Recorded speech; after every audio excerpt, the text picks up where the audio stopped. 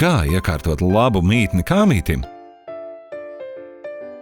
Tradicionāli kāmīši tiek turēti būros. Jo lielāks kāmītis un lielākā nebrīvē turēto kāmīšu suga ir Sīrijas kāmis, jo lielāks būris.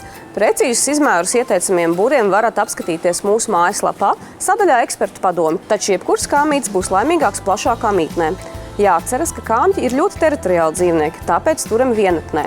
Visiem kāmļiem būs nepieciešams namiņš, kur slēpties, un miksts materiāls migas iekārtošanai. Kāmļa izmēriem piemērots skriešanas ritenis, smilšu vannīta ikdienas higiēnai, smalki pakaiši, sāls un minerāla akmeņa graušanai, kā arī trauki ēdienam un ūdenim.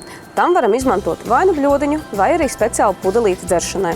Taču mūsdienās arvien populārāki sāk palikt progresīva pieeja kāmļu turēšanai, respektējot viņu spēcīgi izteikto rakšanās instinktu. Būra vietā tiek izmantots pietiekami liels akvārijs, terārijs, kurā aptuveni pusi tilpuma aizņem dažādi pietiekami smalki substrāti un tajos daļēji aprakti dabisku materiālu tuneļi.